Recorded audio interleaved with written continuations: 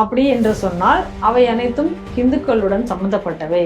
அப்போ அந்த இடத்துல தீண்டாமை தான் இருக்கிறது அப்படிங்கிறத ஒரு அரசியலை அந்த இடத்துல உள்புகுத்துறதுக்காக இதை செய்கிறார் அப்படின்னா இவங்கெல்லாம் வந்து வேற மதத்திற்கு ஏஜென்ட்டுகளாக செயல்படுகிறார்களா இல்லையா? இதுதான் நம்ம இந்த இடத்துல முக்கியமாக நம்ம பார்க்க வேண்டியது. தமிழ் வந்து எங்கள் மூச்சு, தமிழ் எங்கள் உயிர் அப்படின்னு அது உணர்வு பூர்வமாக அதை வந்து ஒரு உருவப்படுத்தி சொல்லலை. தெளிவாக சொல்றார், தமிழ் என்பது ஒரு அடையாளம். அப்போ அடையாளம் என்று சொன்னால் இன்னைக்கு திமுகவினுடைய உதயசூரியன் சின்னம் என்பது ஒரு அடையாளம். ஒரு சின்னம் என்பது அடையாளம். அது என்ன பண்ணுவோம், அந்த சிம்பல் வச்சு தான் நீங்கள் அரசியலில் நீங்கள் புரொபகேண்டா பண்ண போகிறீங்க. அந்த புரொபகேண்டாக்கு அந்த சின்னம் உதவ போகுது. அந்த சின்னத்தை பார்த்து ஓட்டு போடுவாங்க. அதுதானே சின்னம்னு வச்சிருக்கிறது. அப்போ இது வந்து வேண்டும் என்றே திட்டமிட்டு செய்யப்பட்ட செயல். அப்படிதான் நம்ம இதை பார்க்கணும். ஆனால் என்ன நடந்தது இந்த சம்பவத்தில் அதுக்கு பிறகு அப்படின்னு பார்த்தோம்னா, இந்த ஊர் மக்கள் எல்லாம் கூடியிருக்காங்க. உடனே இந்த ஊர் மக்கள் கூடினவுடனே அவர்களிடம் ஏதோ சமாதானம் பேச்சுவார்த்தை பேசி அதற்கான பணத்தை கொடுத்து அனுப்பிச்சிட்டதை நம்ம செய்தியை நம்ம பார்க்குறோம். ஸோ நம்ம என்னன்னா இந்த இடத்துலையும் பாருங்க, இது வந்து யார் வந்து இந்த பஞ்சாயத்தை பண்ணி வச்சாங்கிறதுக்கான தகவல் அந்த செய்தியில் இல்லை. இது காவல்துறை வந்ததா, இல்லை அந்த ஊர் மக்களே பேசி தீர்த்து வைத்தார்களா, இல்லை ஊர் பஞ்சாயத்து தலைவர் யார் சம்படி, இல்லை எப்பயும் போல ஜமாத்திலிருந்து ஒரு கூட்டம் வந்து பேசியதா நமக்கு தெரியாது. ஏன்னா அந்த செய்தியில் அதை பற்றியான ஒரு விஷயம் இல்லை. ஆனால் எதுவாக இருந்திருந்தாலும் கூட இந்த இடத்துல ஏமாந்தது யாருன்னு சொன்னால் இந்துக்கள் தான். இது வடநாட்டில் நடந்துட்டு இருக்கு, உத்தரப்பிரதேச மாநிலத்தில் நடக்குது. அப்போ அந்த கன்வர் யாத்திரையில் ஒருத்தர் புனித நீரை எடுத்துக்கொண்டு போகிறார்.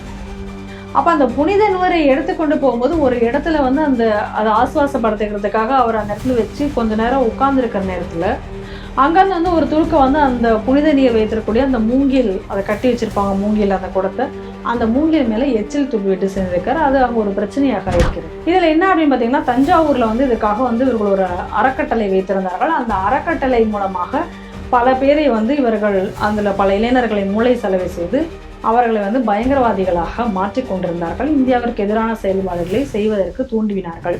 அதை தவிர இவங்க வந்து கிலாஃபத் எக்ஸிபிஷன் அப்படின்னு சொல்லி இவர்கள் வந்து நடத்துகிறாங்க. இந்த கிலாஃபத் எக்ஸிபிஷன் அப்படிங்கிறது என்ன அப்படின்னு சொன்னீங்கன்னா, இன்னைக்கு இதுக்கு எல்லாத்திற்கும் லிங்காக இருக்கக்கூடிய ஒரு ஆள் தான் இன்னைக்கு ஜவாஹிருல்லா. அந்த ஜவாஹிருல்லா தான் இன்னைக்கு அவர் வந்து என்ன பேசுறாரு அப்படின்னு சொன்னா, இந்த அரபிக் கல்லூரிக்குள்ள வந்து நடந்த பயங்கரவாத செயலுக்கு ஆதரவா இருக்கிறத பார்க்கறத பொழுது அவர் வந்து இது எப்படி இதை ரைடு பண்ணலான்னு கண்டிக்கிறாரு. அடுத்ததாக இன்னைக்கு வந்து இந்த மாநாடுல அவருக்கு வைக்கக்கூடிய கோரிக்கை என்ன, விகிதாச்சார அடிப்படையில் எலெக்ஷன் நடத்தப்பட வேண்டும். இதை தான் நாங்கள் கோரிக்கை. இதே கேரளாவில் தான் நீங்கள் நல்லா பாருங்க, பாரத மாதா படத்தை நீங்கள் வைக்கக்கூடாது அப்படிங்கிற ஒரு பிரச்சனை இங்கே வந்தது.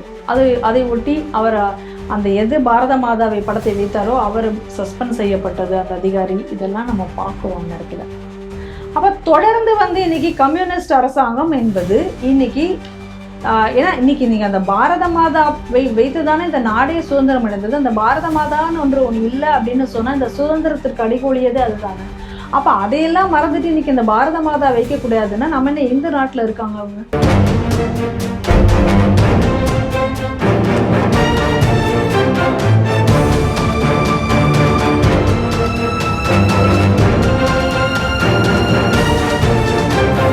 ஸ்ரீ டிவி நேயர்களுக்கு வணக்கம். இன்று செய்திகள் சிந்தனை நிகழ்ச்சிக்கு உங்களை அன்புடன் வரவேற்கிறேன். இன்று நாம் சிந்திக்க இருக்கும் செய்திகள் எவை என்று பார்ப்போம். வழிபாட்டு தீண்டாமையை ஒழிக்க வேண்டும், செல்வ பெருந்தகையை தடுத்தவர்கள் யார் என முதல்வர் விசாரிக்க விசிக ரவிக்குமார் கோரிக்கை. தமிழ் நம் அடையாளம், ஆங்கிலம் நமது வாய்ப்பு, அன்பில் மகேஷின் புதிய உருட்டு. உளுந்தூர்பேட்டையில் விலைக்கு கொடுக்க மறுத்த பசுமாட்டை திருடி வெட்டி கொன்ற அப்சர் அலி, மாட்டின் உரிமையாளர் போராட்டம். ஹிஸ்ப் தஹ்ரீர் பயங்கரவாத அமைப்புக்கு ஆள் சேர்த்து பயிற்சி அளித்த மன்னை பாபா கூட்டாளியை தேடும் NIA. கேரள சுற்றுலாவை பிரபலப்படுத்த பாகிஸ்தான் உளவாளி, பின்னணியில் பினராயி விஜயனின் மருமகனா? இன்றைய செய்திகள் சிந்தனை நிகழ்ச்சியில் நம்முடன் என்ற அரங்கத்துக்கு வந்து சிந்திக்கிறவர் திருமதி பிரியா அவர்கள். நேயர்கள் சார்பாக அவரை அன்புடன் வரவேற்கிறேன். வணக்கம் திருமதி பிரியா. வணக்கம் பாட்டிக்குமார். நேற்று பல்வேறு இடங்களில் வந்து கும்பாபிஷேகம் நடைபெற்றது. குறிப்பாக வந்து திருச்செந்தூர் கோயில், பிரசித்தி பெற்ற திருச்செந்தூர் கோயில், திருவெண்காடு, இந்த மாதிரி கோயில்கள் நடைபெற்றது. அப்படி நடைபெறும் போது காஞ்சிபுரம் இருக்கிற வல்லக்கோட்டை முருகன் கோயிலும் கும்பாபிஷேகம் நடைபெற்றது. இந்த கும்பாபிஷேகம் வந்து கிட்டத்தட்ட 17 ஆண்டுகளுக்கு பிறகு நடைபெற்றது. இந்த கும்பாபிஷேகம் பல்வேறு அரசியல் தலைவர்கள் வந்து ஒவ்வொரு கோயில் கலந்து கொண்டிருக்கிறார்கள். இந்த கோயிலில் வந்து இது பார்த்தீங்கன்னா வந்து பாஜகவோட முன்னாள் தலைவர் தமிழிசை சவுந்தரராஜன் அவர்கள் கலந்துட்டார். அதே கோயிலில் வந்து காங்கிரஸ் தலைவர் செல்வப்பிரந்தையும் கலந்து கொள்ள சென்றிருக்கும் போது அங்க இருக்க அறநிலையத்துறை அதிகாரிகள் மற்றும் காவல்துறையினர் தடுத்து நிறுத்தப்படுகிறார். என்ன காரணம் கேட்கப்படும் போது செய்தி முழுமையாக தெரியவில்லை. ஆனால் என்ன காரணம் போது அங்க வந்து ஏற்கனவே வந்து இடம் நிரம்பி விட்டதால் கொஞ்ச நேரம் வெயிட் பண்ணுங்க அப்படின்ற மாதிரி சொல்லியிருக்காங்க போல. பின்னர் வந்து அவர் நீண்ட ஒரு வாக்குவாதத்திற்கு பிறகு வந்து அவர் உள்ளே சென்றிருக்கார். உள்ளே சென்று ஒன்றும் அந்த குடமுழுக்கு முடிந்த பிறகு வந்து பத்திரிகையாளர் பேசும்போது அவர் வந்து ஒரு மிகப்பெரிய அவமதிப்பு மாதிரி சொல்லியிருக்கார். என்ன காரணம்னா அவர் அரசு குறை சொல்லலை, அதிகாரிகளை வந்து இது ஒரு அதாவது ஏதோ தீண்டாமை மாதிரி ஒரு அவமதிப்பு மாதிரி சொல்லியிருக்கார். இந்த செய்தியை வந்து எக்ஸ் தளத்துல வந்து விசிகாவோட ரவிக்குமார் என்ன நினைக்கிறார், இது வந்து ஒரு வழிபாட்டு தீண்டாமை. இதை முதலமைச்சர் ஸ்டாலின் அவர்கள் விசாரித்து தவறு செய்த அதிகாரிகளை மீது கடுமையான நடவடிக்கை எடுக்க வேண்டும் என்று மென்மையாக வருடி இருக்கிறார். இந்த செய்தியை எப்படி பாக்குறீங்க? இப்ப இந்த செய்தியில நம்ம வந்து 2 பேருடைய ஸ்டேட்மெண்ட்டை பாக்குறோம். ஒண்ணு செல்வ பெருந்தகை அவர்களுடைய ஒரு செய்தி, அதுக்கு அடுத்ததாக அதை ஒட்டி விசிகாவினுடைய ரவிக்குமாரனுடைய கருத்து. இப்ப இதுல நம்ம பார்க்கிறோம், இப்ப 2 பேருமே ஒரு கருத்தை வந்து ஒத்துக்கிறாங்க, ஒரு விஷயத்த ஒத்துக்கிறாங்க. என்ன ஒத்துக்கிறாங்க அப்படின்னு சொன்னா, ஹெச்ஆர்என்சி அப்படிங்கிறது வந்து அதனுடைய நிர்வாகத்துல குளறுபடி ஏற்பட்டது. ஒரு கும்பாபிஷேகத்தை அதுவும் செல்வ பிறந்தகை அவர்கள் சொல்லும்பொழுது என்ன சொல்றாருன்னா, என்ன மாதிரியான ஒரு பெரிய ஆளே வந்து கோயில்ல போய் 2 மணி நேரம் காத்திருந்தும் போய் பார்க்க முடியல, அப்படின்னா சாதாரண பக்தர்கள் எப்படி பார்க்க முடியும் அப்படிங்கிற ஒரு கேள்வியும் அங்க எழுப்பியிருக்கார். ஸோ அதுல இருந்து நமக்கு ஒரு தெளிவா என்ன தெரியுது அப்படின்னு சொன்னா, ஹெச்ஆர்என்சியினுடைய ஃபெயிலியரை இப்ப 2 பேரும் ஒத்துக்கிறாங்க. இவங்க 2 பேரும் யாரு? 2 பேருமே வந்து இன்னைக்கு திமுகவினுடைய கூட்டணியில அங்கம் வகிக்கக்கூடியவர்கள் தான். சரி, இந்த ஹெச்ஆர்என்சியினுடைய அமைச்சர் அப்படின்னு சொல்லக்கூடியவர் நம்மளால நம்ம அவருக்கு ஒரு நல்ல அழகான அடைமொழியோட நம்ம அழைச்சிட்டு இருக்கோம், அடிச்சு விடு சேகர் பாபு அப்படின்னு சொல்லிட்டு. ஆனா வெளியில வந்து என்ன அவரை பத்தி என்ன சொல்றார்கள் அப்படின்னு சொன்னாச்சு அப்படின்னு சொன்னா, சேகர் பாபு மாதிரி ஒரு திறமையான அமைச்சரை வந்து நம்ம பார்க்க முடியாது, அவர் வந்து ஒரு காற்று போல அப்படி சுழன்று எல்லா இடத்துலயும் ஒரு வேலை பார்க்கிறாரு, அப்படிப்பட்ட ஒரு அமைச்சர் கீழே இன்னைக்கு இருக்கு அப்படின்னு சொல்லிட்டு சேகர் பாபு தான் இன்னைக்கு வந்து, இன்னும் சொல்ல போனா அந்த திமுக வட்டாரங்கள்ல அந்த அமைச்சர்கள் மத்தியில இன்னைக்கு ரொம்ப அதிக அளவுல பாப்புலராக இருக்கக்கூடியது ஒரு செயல்படக்கூடிய அமைச்சர் அப்படின்னு சொன்னா அது வந்து சேகர் பாபு தான் அப்படிங்கிற அளவுக்கு சொல்றாங்க. அப்ப அப்படிப்பட்ட அமைச்சரினுடைய கீழே வரக்கூடிய ஒரு துறை ஹெச்ஆர்என்சி, அங்கேயே இந்த நிர்வாகத்தை பத்தி அவங்களுடைய கூட்டணி கட்சிகளே இன்னைக்கு விமர்சனம் பண்ணக்கூடிய அளவுக்கு இருக்கு அப்படின்னு சொன்னா, நீங்க வந்து மற்ற அமைச்சரவை மற்ற துறைகள்லாம் எப்படி இருக்கும் அப்படிங்கிறத நீங்களே பார்த்துக்கோங்க. இவங்க நம்ம எதுவுமே நம்ம எக்ஸ்ட்ரா சொல்ல, அவங்க ஆட்களால இன்னைக்கு வெளி உலகத்துல பேசப்படுகிற கருத்துக்களை வச்சுதான் நம்ம இந்த கேள்வியை நம்ம கேட்கிறோம். ஸோ அப்ப ஹெச்ஆர்என்சிங்கிறது வந்து குளறுபடியாகத்தான் இன்னைக்கு செயல்படுகிறது அப்படிங்கிற ஒரு ஆஸ்பெக்டை நம்ம இதெல்லாம் பார்க்குறோம். அடுத்த ஆஸ்பெக்ட் வந்து ரவிக்குமார் சொல்லியிருக்கிறதுக்கு வருவோம். ரவிக்குமார் என்ன சொல்றாரு அப்படின்னா, இது வந்து ஒரு வழிபாட்டு தீண்டாமை, அதனால இதில் வந்து இந்த ஹெச்ஆர்என்சி அதிகாரிகள் மேல வந்து உடனடியாக நடவடிக்கை எடுக்கணும் அப்படின்னு சொல்லி இப்போ அவர் ஒரு விஷயத்த சொல்றாரு. இப்போ அதை நம்முடைய கேள்வி என்னன்னா, வழிபாட்டு தீண்டாண்மை இந்த மாதிரியான ஒரு தீண்டாண்மை மனப்போக்கு நடந்ததா இல்லையா அப்படிங்கிற ஒரு பக்கம் வச்சுட்டு நீங்க ஒரு கேள்வி இப்ப நம்ம அவர்கிட்ட கேட்க வேண்டியிருக்கு. இப்ப இங்க வந்து இப்படி ஒரு கேள்வியை வந்து அவர் எழுப்புறாரு. ஆனா நம்ம கேள்வி என்ன அப்படின்னா, சேர்ல உட்கார சொன்ன காலங்களிலும் தரையில உட்கார சொன்ன, அதாவது சேர்ல உட்கார வைக்கப்பட்டார் யாரு, அவங்க தலைவர் தான் சேர்ல உட்கார வைக்கப்பட்டார், பிளாஸ்டிக் சேர் கொடுத்து உட்கார வைக்கப்பட்டார். அப்புறம் அது குறித்து பல விமர்சனங்கள் வரும் பொழுது ஒரு கட்டத்துல வந்து திருமாவளவனே மேடையிலேயே என்ன சொல்லிட்டாரு, எனக்கு சேரு சோஃபா அதெல்லாம் நான் வித்தியாசம் பார்க்குற ஆள் கிடையாது, ஏன்னா வேற வழி இல்லை, தனக்கு நேர்ந்த அந்த அவமானங்களை எப்படி நீங்க வந்து வெளி உலகத்துல, ஏன்னா எல்லாரும் அதை கேவலப்படுத்தி அதை பத்தி இப்படி ஒரு அவமானப்படுத்திட்டாங்களே, அப்பயும் ஒரு பேசாம இருக்காருன்னு கேள்விகளை கேட்கும்போது பதில் சொல்ல வழி இல்லாம, எனக்கு சோஃபானாலும் சேர்னாலும் ஒண்ணுதான், நான் வந்து அப்படிலாம் நான் வித்தியாசம் பார்க்கறது இல்லை அப்படின்னு சொல்லி எனக்கு எதா இருந்தா என்ன அப்படின்னு எல்லாம் அவர் பேசினார். அதாவது அது அவர் வேற வழி இல்லாம அந்த புலம்பலை கூட வந்து அவர் என்ன பண்ணிட்டாரு, ஏன்னா தொண்டர்கள் மத்தியில் ஏதாவது ஒன்று அட்ஜஸ்ட் பண்ணி ஆகணுமே அப்படின்னு வெளிப்படையா அவர் பேசினாரு. அப்பெல்லாம் வந்து இந்த தீண்டாமை பத்தி ரவிக்குமார் ஏன் பேசல? கேள்வி வருது இல்ல. அப்புறம் இங்க நம்ம பாக்குறோம், பட்டியலினத்தவர்களுடைய சேர்மன்களாக இருந்தாலும் சரி, அவங்க கொடியேற்ற கூட முடியாது, தேசிய கொடியேற்ற கூட இங்க வழி இல்லை, அவங்களுக்கு வந்து சேர் கிடையாது அவங்களுடைய ஆஃபீஸில், அப்படிங்கிறதெல்லாம் நம்ம பார்த்தோம். எலெக்டட் பர்சனாலிட்டிஸ்க்கு இந்த நிலைமை தான் இருக்குது அப்படிங்கிறத பார்க்குறோம். அப்போல்லாம் இந்த திமுகவை எதிர்த்து இவர் ஏன் கேள்வி கேட்கல? அப்போல்லாம் ஏன் இதை வந்து ஒரு தீண்டாண்மை அப்படின்னு சொல்லி ஒருவருக்கும் ஒன்று சொல்லியிருக்கலாமே? அவர் ஏன் அப்போ இதை இப்போல்லாம் அதை பற்றிலாம் ஒன்றுமே அவர் பேசலையே. இப்போ திடீர்னு வந்து எங்கேருந்து வந்து இந்த வழிபாட்டு தீண்டாண்மை அப்படிங்கிறத ஒன்று பேசுகிறாருன்னு நமக்கு புரியல. என்ன காரணம் அப்படின்னு பார்த்தோம் அப்படின்னா, அந்த கோவில் கும்பாபிஷேகத்தும் போது எத்தனையோ ஆயிரக்கணக்கான மக்கள் அந்த கும்பாபிஷேகத்துக்கு கோயிலுக்கு போயிருக்காங்க. அந்த கோயில்ல என்ன ஒருத்தர் நீ என்ன ஜாதின்னு கேட்டா உள்ள விட்டுட்டு இருந்தாங்க? எல்லாரும் தான் இயல்பா போனாங்க, எல்லாரும் இயல்பா சாமி பார்த்தாங்க, வந்தாங்க. கூட்டம் அதிகமாக இருந்தது. அந்த கூட்டத்தை வந்து ஒதுக்கி விட ஆள் இல்ல முறைப்படி அதை அனுப்ப தவறியதை HRNCன்னு சொல்றது செல்ல பிறந்தகை சொல்றார். அது சரி, அது HRNCயினுடைய ஒரு குறைபாடை இன்னைக்கு அவருமே வெளிக்காட்டியிருக்கிறார். ஆனா இது தேவையே இல்லாம இவர் ஏன் வந்து அந்த இடத்துல ஒரு தீண்டாமையை கொண்டு வந்து புகுத்துகிறார்? அப்ப அந்த தீண்டாமையை எங்க புகுத்துறாரு நீங்க நல்லா பார்க்கணும். அதை தான் நம்ம இந்த இடத்துல பார்க்க வேண்டியது. கோவில்கள்ல கொண்டு வந்து அந்த தீண்டாமை அப்படிங்கிற வார்த்தையை அவர் புகுத்துறார். நீங்க பிளண்டா வந்து ஒரு ஒரு கூட்டத்துல ஒரு ஆளுக்கு மட்டும் பிளாஸ்டிக் சேர் போட்டு உட்கார வைக்கும் பொழுது, அப்ப நீங்க வந்து இந்த அது என்ன தீண்டாமை? அப்ப அதுக்கு ஏதாவது ஒரு வார்த்தை அவர் கொடுப்பாரான்னு தெரியல. அப்ப அந்த தீண்டாமையா அவருக்கு தெரியல. அப்ப கோவில்ல வரும் பொழுது சாதாரணமா நடந்த ஒரு நிகழ்வை வந்து அதை ஒரு ஜாதியோட சேர்த்து அவர் வந்து ஒரு தீண்டாமை அப்படின்னு அவர் சொல்றாரு அப்படின்னு சொன்னா அதனுடைய உள்நோக்கம் என்ன அப்படிங்கிறத நம்ம இந்த இடத்துல பார்க்கணும். அப்ப கோவில்கள் அப்படி என்று சொன்னால் அவை அனைத்தும் இந்துக்களுடன் சம்பந்தப்பட்டவை. அப்ப அந்த இடத்துல தீண்டாமை தான் இருக்கிறது அப்படிங்கிறத ஒரு அரசியலை அந்த இடத்துல உள்புகுத்துறதுக்காக இதை செய்யறாரு அப்படின்னா இவங்க எல்லாம் வந்து வேற மதத்திற்கு ஏஜென்ட்டுகளாக செயல்படுகிறார்களா இல்லையா? இதுதான் நம்ம இந்த இடத்துல முக்கியமா நம்ம பார்க்க வேண்டியது. இன்னும் எத்தனையோ மக்கள் அங்க கோயில்ல போயிருக்காங்க. அப்ப அவங்களெல்லாம் என்ன கேட்டு உள்ள விட்டுட்டு இருக்காங்க. அப்ப எங்கிருந்து வந்தது இந்த திங்கிங் அப்படிங்கும் பொழுது இதுதான். ஏன்னா இன்னைக்கு இந்த தீண்டாமை உண்மையிலேயே இந்த வன்கொடுமை இன்னைக்கு தமிழகத்துல அங்கங்க நடந்துட்டு இருக்கு. அப்ப அங்கங்க நடந்துட்டு இருக்கிற சம்பவங்கள் எல்லாம் இவர் வாய் திறக்கவே இல்லை. தென் மாவட்டங்கள்ல பெரிய அளவுல ஜாதி மோதல்கள்லாம் உருவாகக்கூடிய ஒரு சூழ்நிலை இருக்கு. அப்ப இந்த ரவிக்குமார் எங்க போனான்னு தெரியல. சரி, வேங்கி வயல்ல வந்து மலம் கலக்கப்பட்டது, அந்த விவகாரம் என்னென்னமோ கொண்டு வந்து கிடைச்சு அவங்களே குற்றவாளிங்கிற ரேஞ்சுக்கெல்லாம் எப்படியோ போணுச்சு. திசை திரும்பாம என்னென்னமோ நடந்தது. அப்பெல்லாம் இவர் வந்து அதை பத்தி வாயே திறக்கல. அவரை வந்து நாங்கள் என்ன தீண்டத்தகாதவரா அப்படின்னு இவங்க கூட்டணி கட்சியில இருக்கக்கூடிய தயாநிதி பேசும் பொழுது ரவிக்குமார் எங்க போனான்னு தெரியல. அப்ப இவங்களுடைய தலைவர் வேற வந்து தோழமை சுட்டுதல் அப்படின்னு சொல்லிட்டு போயிட்டாரு. அதனால அப்ப அவருக்கு பேசுறதுக்கான வாய்ப்பு இருந்திருக்காது. அதனால நம்ம இதனுடைய அடிப்படையில வச்சு இன்னைக்கு மட்டும் இந்த தீண்டாமை அப்படின்னு இவர் சொல்றதனுடைய உள்நோக்கம் என்ன அப்படிங்கிறதை உங்களுக்கு நான் புரிய வைக்கிறதுக்காக தான் இந்த எக்ஸாம்பிள் எல்லாம் சொல்றேன்.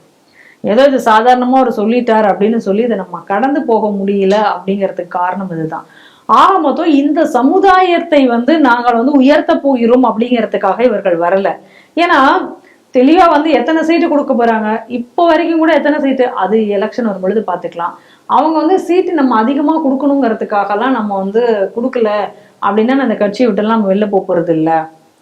ஏன்னா நான் வந்து அவருக்கு நல்ல ஒரு விஷயம் தெரிஞ்சிருச்சு, தமிழகத்திலே அவர் துணை முதல்வராக ஒருபோதும் அவரை ஆக்க மாட்டார்கள் என்பது அவருக்கு தெளிவா தெரியுது. அதனாலதான் உடனே என்ன சொல்றாரு, நான் பிரதமர் ஆகணும்னு தான் நினைக்கிறேன், இதெல்லாம் எனக்கு என்ன அப்படின்னு அவர் சொல்றாரு. அப்ப நம்மளுடைய என்ன கேள்னா, ஒருத்தர் வந்து இங்க ஏற்கனவே கூட நம்ம நல்ல ஞாபகம் இருக்கும், நேர்களுக்கு ஞாபகம் இருக்கா அப்படின்னு தெரியல, வன்னியரசு வந்து ஒரு பேட்டியில வந்து வெளிப்படையாவே சொன்னார், எங்களுக்கு வந்து அதாவது ஒதுக்கப்பட்ட தொகுதிகள்ல தவிர மற்ற தொகுதிகள் எல்லாம் வந்து சீட்டு கொடுக்க மாட்டாங்க. கருணாநிதி சொன்னதாக வன்னியரசு சொன்னதை நம்ம ஞாபகப்படுத்தி பார்க்கணும் இந்த இடத்துல. அப்ப வன்னியரசு அந்த சமயங்கள்ல சொல்லும் பொழுது ரவிக்குமார் எங்க போனாரு? தேர்தல் தீண்டாமை அப்படின்னு அப்பெல்லாம் நீங்க சொல்லியிருக்கலாமே. அப்ப அதையெல்லாம் எதிர்த்து போராடி நீங்க அந்த சமுதாயத்திற்கு உரிய அந்தஸ்தை நீங்கள் ஏன் வாங்கி தரவில்லை? இந்த மாதிரி எவ்வளவோ பிரச்சனைகள் இங்க நடந்துட்டு இருக்கா. அப்ப அதை பத்தி எல்லாம் வாய் திறக்காமல் இன்னைக்கு இதை பத்தி மட்டும் பேசுகிறார் என்றால் இந்த உள்நோக்கத்தோடு தான் பேசுகிறார் என்றே நாம் எடுத்துக்கொள்ள வேண்டியிருக்கிறது. அடுத்ததா இன்னைக்கு வந்து ரெண்டு பேரும் ஒரு விஷயத்த நான் ஃபர்ஸ்டே சொல்ல மாதிரி HRNCயினுடைய ஃபெயிலியரை இங்க சுட்டி காட்டிருக்காங்க. அதை பார்க்குறோம். அதற்கும் ஒரு காரணம் இருக்கு. ஏன்னா இப்ப எலெக்ஷன் நெருங்க போகிறது. இந்த நேரத்துல வந்து டிஎம்கே கூட வந்து இவங்க இவ்வளவு தூரம் எதிர்த்து பேசுறாங்க. டிஎம்கே அவங்க இன்னைக்கு இருக்க கூட்டணி ஆட்சி தான், அவங்களோட இதுல தான் எல்லாமே இருக்கு. இருந்தும் இதை எதிர்த்து இவ்வளவு தூரம் பேசுறாங்க அப்படின்னா இன்னைக்கு டிஎம்கேனுடைய ஒரு பலவீனத்தையும் இது காட்டுவதாக நான் பாக்குறேன். ஏன்னா இப்பதான் சீட்டுக்களை எல்லாம் பேரம் பேச முடியும். இப்ப ஏற்கனவே விசிகா எங்களுக்கு இவ்வளவு கட்சி இவ்வளவு சீட்டுகள் வேணும் அப்படின்னு சொல்லிட்டு அதை வந்து ஒரு வித்தியாசமான முறையிலேயே வச்சுக்கிட்டு இருக்காங்க. ஒரு அதுக்கு ஒரு சர்ச்சைக்குரிய, ஏன்னா யாராவது ஒரு ஆளை பேச வச்சு திரும்ப உடனே இல்ல பாத்துக்கலாம் அப்படிங்கிற மாதிரி ரெண்டு பக்கமும் அதை வந்து சமரசம் பண்ணி ஆனா எங்களுக்கு சீட் அதிகம் வேணுங்கிறத ஒரு இன்டைரக்ட் மெசேஜாவே கொடுத்துட்டு இருக்கிறத பாக்குறோம். ஏற்கனவே கம்யூனிஸ்டும் சொல்லி காங்கிரஸும் எங்களுக்கு அதிக அளவுல சீட்டு வேணும் அப்படிங்கிறத கோரிக்கையா வச்சுட்டு இருக்கிறதெல்லாம் நம்ம பாக்குறோம். அதனால இப்ப நாங்க இல்லாம நீங்க வந்து கூட்டணி இல்லாம இன்னைக்கு நீங்க ஜெயிச்சிடலாம் முடியாது. அப்ப எங்களுடைய இது தேவை இருக்கு. அப்ப எங்களுடைய பலம், எங்களுடைய ரெப்ரசன்டேஷனையும் நாங்க காமிச்சாதான் நம்ம எலெக்ஷன் டயத்துல உபயோகப்படும் அப்படிங்கிற ஒரு காரணத்திற்காகவும் இதை அவர்கள் பேசி இருக்கலாம் என்றே தோன்றுகிறது. மொத்தத்துல வந்து இந்த ஹோல் செய்தி இதை வச்சு நம்ம பார்க்கும் பொழுது ரவிக்குமார் அவர்கள் பேசினது வந்து நிச்சயமாக இந்து மதத்தின் மீது வேண்டுமென்றே ஒரு திட்டமிட்டு, அதாவது கோவில்கள் அந்த இடத்துல தீண்டாமை இருக்கும் அப்படிங்கிறது வேண்டுமென்றே திணிப்பதாகத்தான் நான் பார்க்கிறேன். நேற்று தமிழாசிரியர்களுக்கான ஒரு பயிற்சி முகாமில் வந்து தமிழக கல்வித்துறை அமைச்சர் திரு அன்பில் மகேஷ் அவர்கள் ஒரு அதை கலந்து கொண்டு அதில் பேசியிருக்காரு. என்ன பேசியிருக்காருன்னா வந்து தமிழை முதலில் முழுமையாக கற்றுக்கொள்ளும், ஏனெனில் அது நமது அடையாளம், ஆனால் ஆங்கிலம் நமக்கான வாய்ப்பு. எனும் நோக்கத்தில் தமிழாசிரியருக்கான பயிற்சி முகாம் தொடங்கப்பட்டது என்று பள்ளி கல்வித்துறை அமைச்சர் அன்பில் மகேஷ் சொல்லியிருக்காரு.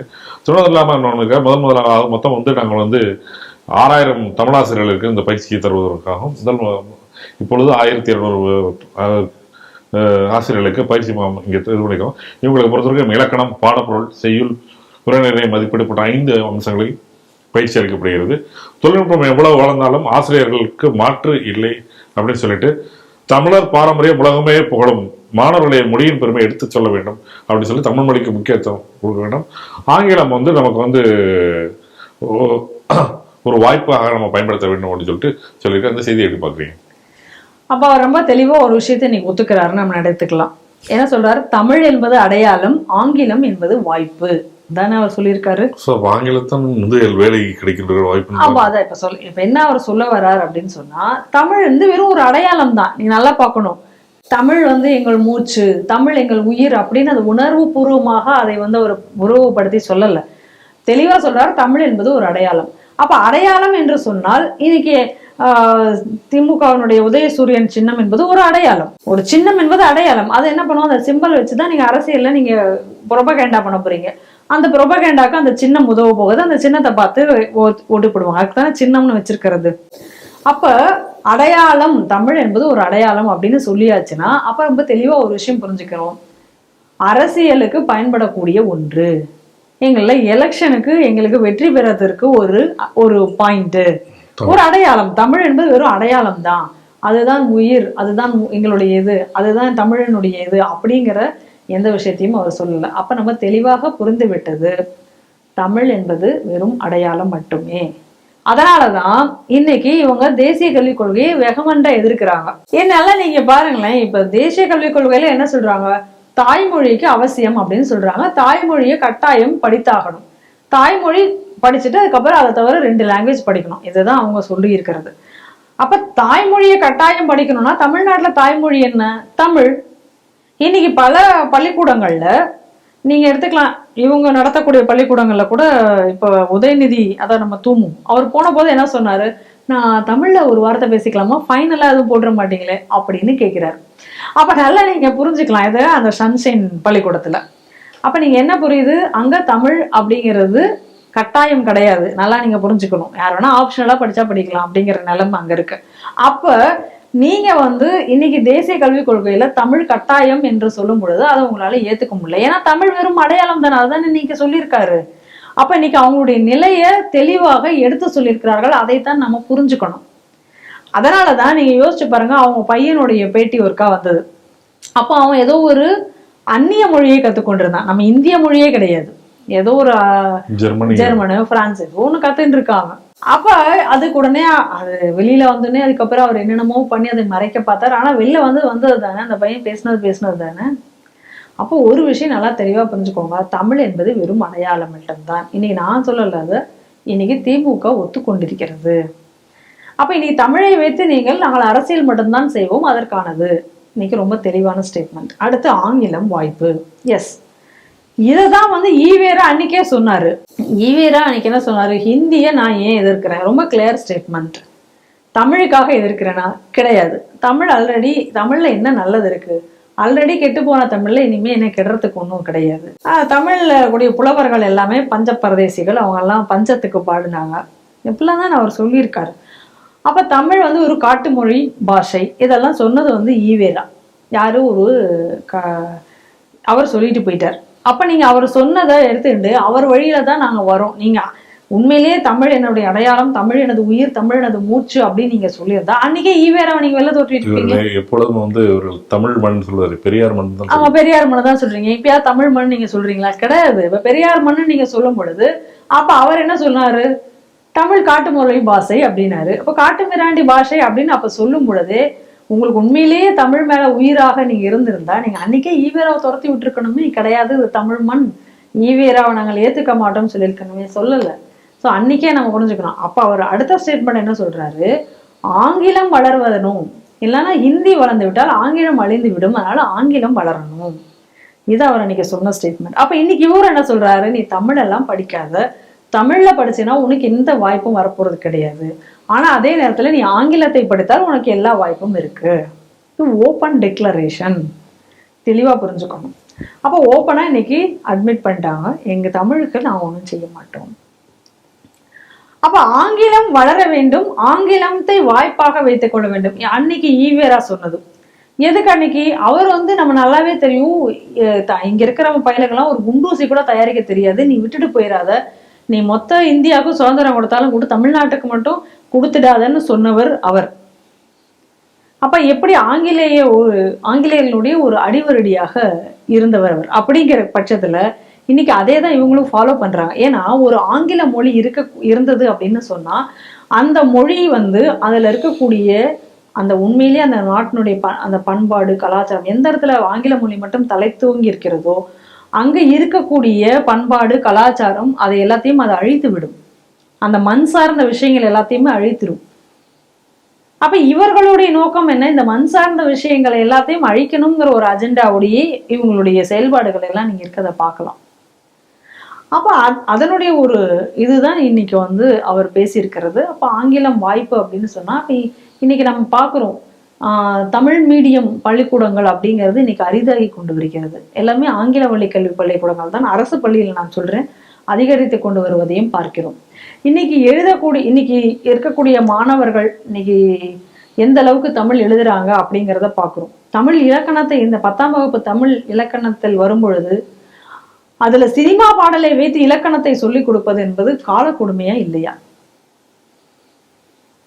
நீங்க ஒரு தமிழ் இலக்கண நூல்கள்ல இலக்கிய நூல்கள்ல உள்ள ஒரு பரிபாடல் இல்ல, உங்களுக்கு குறுந்தொகை இல்லையா, எத்தனை பாட்டுக்கள் இருக்கின்றன. அதை எல்லாத்தையும் விட்டுட்டு ஒரு சினிமா கலைஞரனுடைய அதுக்கு அவரை நான் குறை சொல்லல, அதுல இருந்து ஒரு கவிதையை எடுத்து வச்சு நீங்க பாடமாக வைக்க வேண்டிய அவசியம் என்னன்னு தான் கேட்கிறேன். தமிழுக்கு அவ்வளவு பஞ்சம் வந்து போச்சா?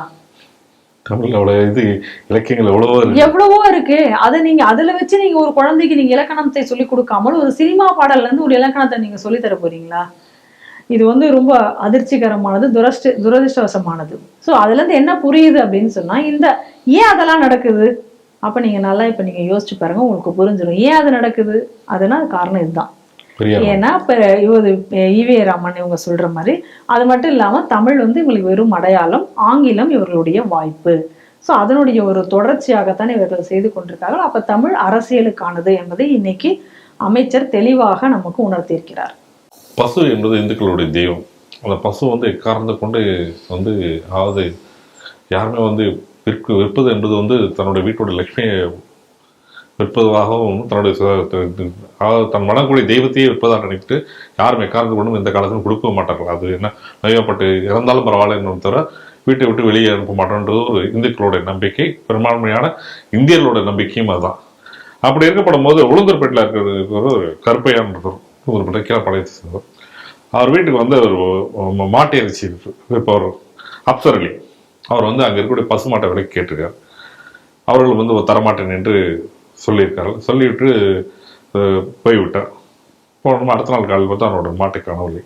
மாட்டை காணலும் போது இவருக்கு சந்தேகம் வந்திருக்கு. இப்படி நேற்று வந்து இவர் கேட்டார், ஒரு வேளை இருக்கலாம் அப்படின்னு சொல்லிட்டு அவருடைய இறைச்சி கடைக்கு போயிருக்கார். அந்த இறைச்சி கடையில் அந்த மாட்டோட தலை தொங்கவிடப்பட்டுள்ளது. தொங்கவிடப்பட்ட உடனே அவர் வந்து மிகப்பெரிய ஒரு கொந்தளிப்பு ஏற்படுத்தி ஒரு ரகலையில் ஈடுபட்டார். கிட்டத்தட்ட சாலை மறியலில் போகும்போது கிட்டத்தட்ட அவருக்கு ஆதரவாக ஒரு 50 பேர் கூடினவுடனே என்ன பண்ணிருக்காங்கன்னா, ஒரு பஞ்சாயத்து மாதிரி பேசி வந்து கிட்டத்தட்ட மாட்டுக்கு நான் விலையை தருகிறேன்னு சொல்லி சொன்ன பிறகு அந்த இது அதோடு முடித்து வைக்கப்பட்டுள்ளது. இந்த செய்தியை எப்படி பார்க்குறீங்க? பசுமாட்டை நான் கொடுக்க மாட்டேன் அப்படின்னு சொன்னதுக்கு அப்புறம் அந்த மாட்டை நான் போய் திருடிட்டு நான் விற்பேன், ஒரு கடையில போய் நான் வியாபாரத்துக்காக விற்பேன் அப்படின்னு சொல்லி ஒரு ஆள் வந்து செய்யறாரு அப்படின்னு சொன்னா, இந்த செயல் வந்து என்ன எப்படி நீங்க பாக்குறீங்க? வேண்டுமென்றே செய்த செயலா இல்லையா? செய்தவர் யார் அப்படின்னு பாக்குறோம். இதே விஷயத்த இப்ப நீங்க நல்லா பாருங்க. அதாவது அந்த இடத்துல ஒரு அமைதியாக இருக்கக்கூடிய ஒரு இடம், நீங்க போய் கேக்குறீங்க. உங்களுக்கு நல்லா தெரியும், இந்துக்கள் வந்து புனிதமாக போற்றக்கூடிய ஒரு விஷயம் என்பது பசுமாடு என்பது. இந்த நாட்டினுடைய, அதாவது ஆங்கிலேயனுடைய கொடுமைகள்ல ரொம்ப அட்ராசிட்டியா இருக்குன்னு சொல்லி ரொம்ப பொங்கி எழுந்து அதாவது ஒரு மிலிட்ரி புரட்சி, இராணுவ புரட்சி அப்படிங்கிறது ஒண்ணு இந்த இந்திய நாட்டுல வந்தது எப்ப அப்படின்னா, இதே போலதான் இந்த பசுமாட்டு கொழுப்பை நாங்க அந்த அவங்களோட ரைஃபிள் தடவ போறோம் அப்படின்ற சொல்ற அந்த செய்தி தான் முதல்ல வந்து ஒரு பெரிய அளவுல ஒரு பெரிய புரட்சிக்கே காரணமாகி அப்ப ஆங்கிலேயருக்கு எதிராக கொதித்தெழுந்தார்கள். நம்ம இதை பார்க்கிறோம். அந்த அளவுக்கு இன்று வரை பசுவை தெய்வமாக வணங்கி போற்றக்கூடிய ஒரு விஷயம். அப்போ ஒரு ஆள் நான் தரமாட்டேன் அப்படின்னு சொன்னது பிறகும் நீ அந்த ஆள் வந்து அதை எடுத்துட்டு போய் அதை நான் வந்து வெட்டுவேன்னு சொல்லி அதை வெட்டி அந்த கடையில மாட்டி விட்டுருக்காரு அப்படின்னு சொன்னா, அது வேண்டுமென்றே அந்த மத உணர்வுகளை புண்படுத்துவதாக தானே நீங்க எடுத்துக்க முடியும். இது ஏதோ ஒரு இறைச்சி கடையில அவர் வந்து ஏதோ ஒரு வியாபாரம் பண்றதுக்காக இதை கேட்டார் அப்படின்னு இல்லையே. யார் வேணா வியாபாரம் பண்றதுக்காக ஒரு பொருளை போய் கேட்கலாம். முடியாதுன்னு ஒரு அந்த ஓனர் சொல்லியாச்சு அப்படின்னா நான் அதை அபகரிக்கணும் அப்படின்னா ஏன் அபகரிக்க வேண்டிய அவசியம் என்ன? இறைச்சி கடையில இந்த பசுமாட்டை மட்டும்தான் வெட்டி விற்க போறாங்களா? அப்ப இது வந்து வேண்டுமென்றே திட்டமிட்டு செய்யப்பட்ட செயல், அப்படிதான் நம்ம இதை பார்க்கணும். ஆனா என்ன நடந்தது இந்த சம்பவத்துல அதுக்கு பிறகு அப்படின்னு பார்த்தோம்னா, இந்த ஊர் மக்கள் எல்லாம் கூடி இருக்காங்க. உடனே இந்த ஊர் மக்கள் கூடின உடனே அவர்களிடம் ஏதோ சமாதானம் பேச்சுவார்த்தை பேசி அதற்கான பணத்தை கொடுத்து அனுப்பிச்சிட்டதை நம்ம செய்தியை நம்ம பார்க்குறோம். ஸோ நம்ம என்னன்னா இந்த இடத்துலையும் பாருங்க, இது வந்து யார் வந்து இந்த பஞ்சாயத்தை பண்ணி வச்சாங்கிறதுக்கான தகவல் அந்த செய்தியில இல்லை. காவல்துறை வந்ததா, இல்லை அந்த ஊர் மக்களே பேசி தீர்த்து வைத்தார்களா, இல்லை ஊர் பஞ்சாயத்து தலைவர் யார் சம்படி, இல்லை எப்பயும் போல ஜமாத்துல இருந்து ஒரு கூட்டம் வந்து பேசியதா நமக்கு தெரியாது. ஏன்னா அந்த செய்தியில் அதை பத்தியான ஒரு விஷயம் இல்லை. ஆனா எதுவாக இருந்திருந்தாலும் கூட இந்த இடத்துல ஏமாந்தது யாருன்னு சொன்னா இந்துக்கள் தான். ஏன்னா காரணம் என்னன்னா, இவன் ஏதோ ஒரு போட்டிக்காக வந்து இதை வந்து வெட்டி வச்சதாக நாம் பார்க்கவில்லை. தெளிவாக தெரியும் பசுமாடு அப்படிங்கும் பொழுது அதை எடுத்தால் என்ன மாதிரியான விளைவுகள் வரும் என்பது எல்லாருக்குமே தெரிஞ்சதுதான். அப்ப இன்னைக்கு வேண்டுமென்று இன்னைக்கு ஒரு துலுக்கன் இதை செஞ்சிருக்கான் அப்படின்னு சொன்னா இதனுடைய நோக்கம் என்ன அப்படிங்கிறது நம்ம தெளிவா புரிஞ்சுக்கணும். ஆனா அங்க உள்ள இந்துக்கள் அதை எப்பவும் பொழுது புரிஞ்சுக்கல. எப்பயும் போல நம்ம ஆட்களுக்கு வந்து இந்த எல்லாரையும் வந்து அட்ஜஸ்ட் பண்ணிட்டு போறது, ஒருத்தன் சமாதானப்படுத்தினா சரி சரி அப்படின்னு கேட்டுக்கிறது, அப்படித்தான் இருக்குமோ அப்படின்னு சொல்றது, இந்த மாதிரியாக இது அதனுடைய உள்நோக்கத்தை புரிந்து கொள்ளாமலேயே இருக்கக்கூடிய ஒரு போக்கு தான் வந்து இன்றளவுக்கும் வந்து இந்துக்களை வந்து இந்த மாதிரியான ஒரு 2ஆம் தர மக்களாகவே, அதாவது பெரும்பான்மையானவராக இருந்தாலும் கூட 2ஆம் தர மக்களாகவே வைத்திருக்கிறதுக்கு காரணமாக இருக்கு. இது ஏன் சொல்றேன்னா, இது வந்து வேண்டுமென்றே திட்டமிட்டு இவர்கள் இந்த ஒரு இடத்துல மட்டும் இது மாதிரிலாம் சில பல இடங்கள்ல நம்ம இந்த மாதிரியான செய்கைகளை நம்மளால பார்க்க முடியும்.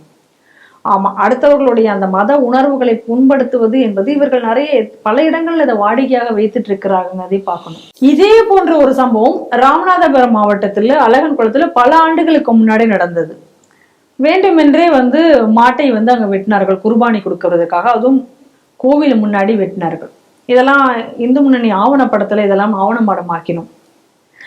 ஏன் அதை நீங்க பர்டிகுலரா நீங்க அதை வந்து செய்யணும். அதே போல பாருங்க, இப்ப சமீப காலங்களாக ஒரு விஷயத்த நீங்க எல்லாரும் நோட் பண்ணீங்களான்னு தெரியாது, பிரியாணி கடைகள் அதிக அளவுல வருது அப்படிங்கிறத நம்ம பாக்குறோம். ஆனா அந்த பிரியாணி கடைகள் கூடவே ஊடாலவே இன்னொரு சில கடைகளும் தொடக்கப்படுகிறது. அது அனைத்துமே பார்த்தீங்கன்னா சாலையோர கடைகளாகவும் தள்ளுவண்டி கடைகளாக இருக்கும் பர்டிகுலரா. அந்த இடத்துல வந்து அதை உண்பவர்கள், அதாவது மாட்டுக்கறி பிரியாணி, மாட்டுக்கறி அதாவது பீஃப் பிரியாணி, அதுக்கப்புறம் என்ன பீஃப் வச்சு அது ஏதாவது ஃப்ரை அந்த மாதிரி எல்லாம் போட்டிருப்பாங்க. அந்த இடத்துல இந்துக்கள் பெரும்பான்மையினராக இருக்கக்கூடிய இடமாக இருக்கலாம். ஒன்றும் இல்லை, ரொம்பலாம் நீங்கள் தேட வேண்டாம். இங்கே 11th avenue, Ashok Nagar 11th avenue கிட்ட வந்தீங்கன்னா ஒரு பிள்ளையார் கோயில் இருக்கு, நடு ரோட்ல ஒரு பிள்ளையார் கோயில் இருக்கும். அந்த பிள்ளையார் கோயிலை ஒட்டி கூட ஒரு கடை இது போல இருக்கு. இப்ப சமீபத்துல முளைத்த கடை தான் அது. அப்போ ஒரு ஹிந்து கோவில் இருக்கு, சுத்திலும் பெருமளவு இந்துக்கள் இருக்கக்கூடிய இடம். அப்ப அந்த இடத்துல வந்து இந்த மாதிரியான ஒரு வியாபாரத்தை நீங்கள் தொடங்குகிறீர்கள் வேண்டுமென்றே அப்படின்னு சொன்னா அதனுடைய பின்னணியில என்ன இருக்கு? அப்ப இந்த ஒரு உணவு பழக்கத்தை ஏற்படுத்தி, எப்படி இன்னைக்கு பிரியாணியை வந்து ஏற்படுத்தி இன்னைக்கு பிரியாணிக்கு அடிமையாக இன்னைக்கு மக்கள் வச்சிருக்காங்களோ அது போல இந்த உணவு பழக்கத்தையும் ஏற்படுத்தி இந்துக்களுக்கு அந்த பசுவை தெய்வமாக பார்க்கக்கூடிய அந்த தன்மையிலிருந்து அந்த மக்களை பிரிக்க வேண்டும். இதுதான் அதனுடைய உள்நோக்கம்.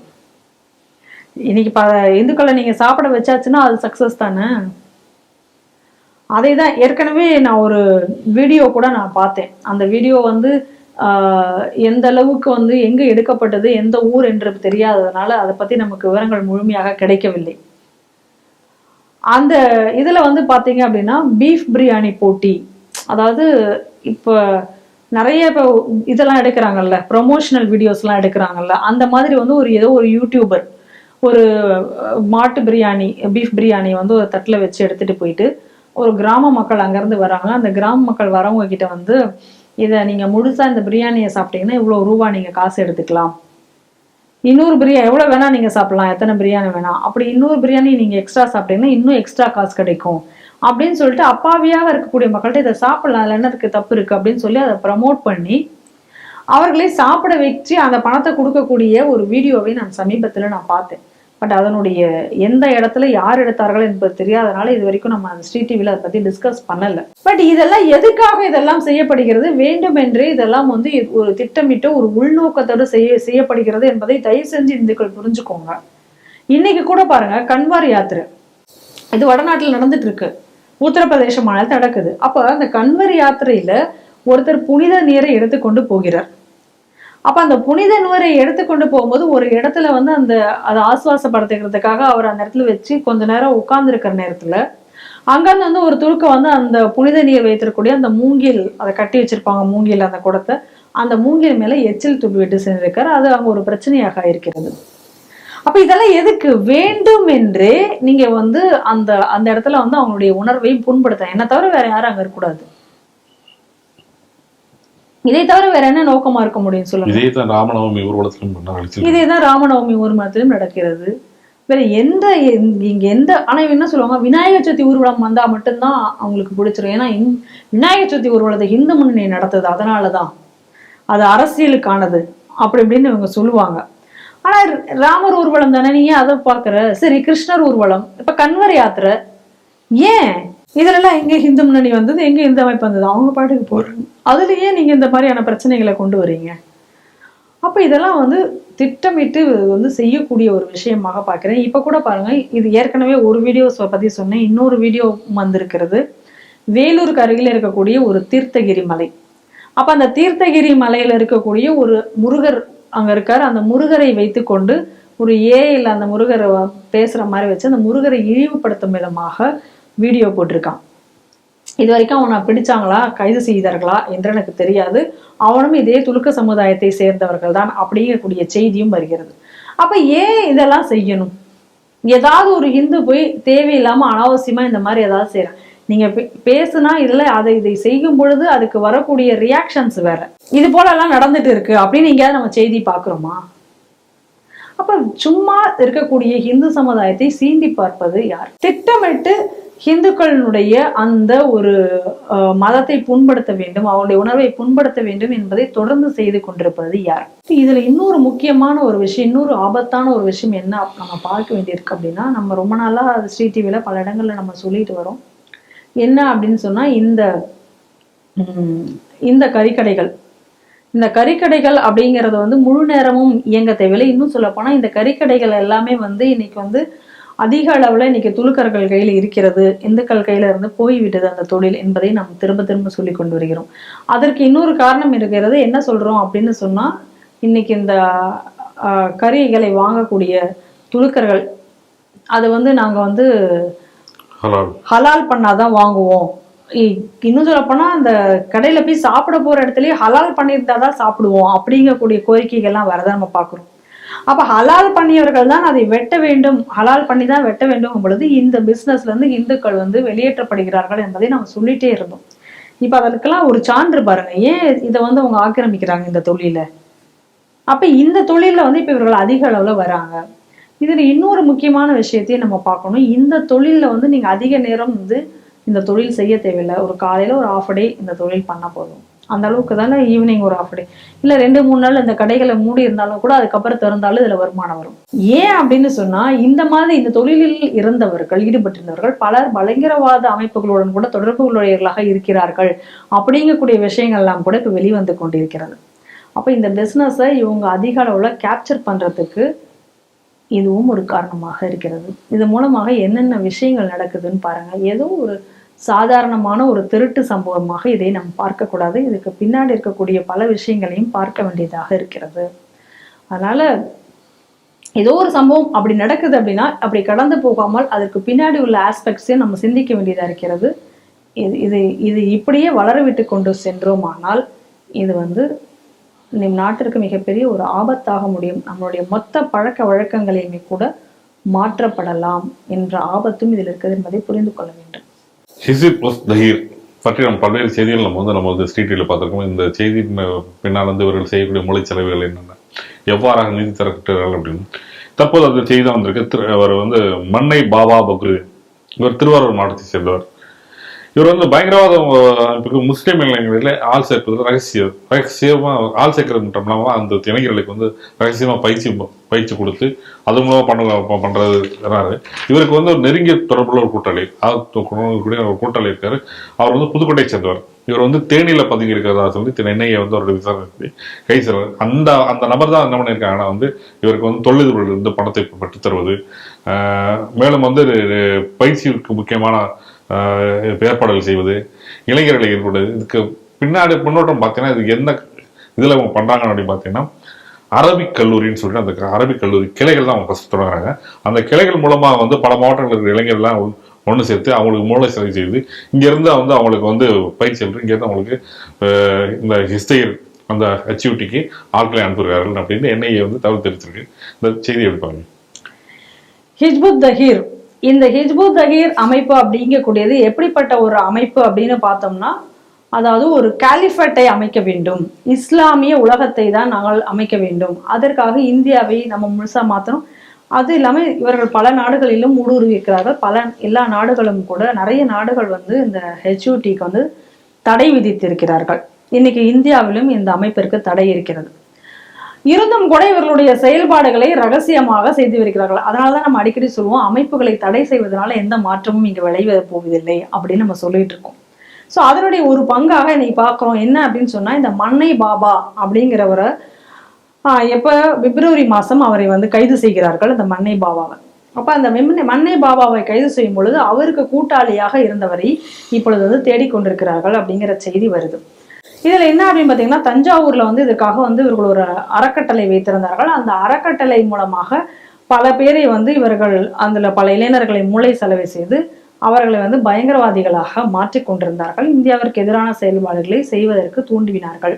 அது தவிர இவங்க வந்து கிலாஃபத் எக்ஸிபிஷன் அப்படின்னு சொல்லி இவர்கள் வந்து நடத்துறாங்க. இந்த கிலாஃபத் எக்ஸிபிஷன் அப்படிங்கிறது என்ன அப்படின்னு சொன்னீங்கன்னா, இன்னைக்கு இங்க இருக்கக்கூடிய துலுக்க நாடுகளினுடைய டிஃபென்ஸை பத்தி எவ்வளோ பெருமையாக பேசுவது போற்றுவது அது மாதிரியான ஒரு எக்ஸிபிஷன் அது.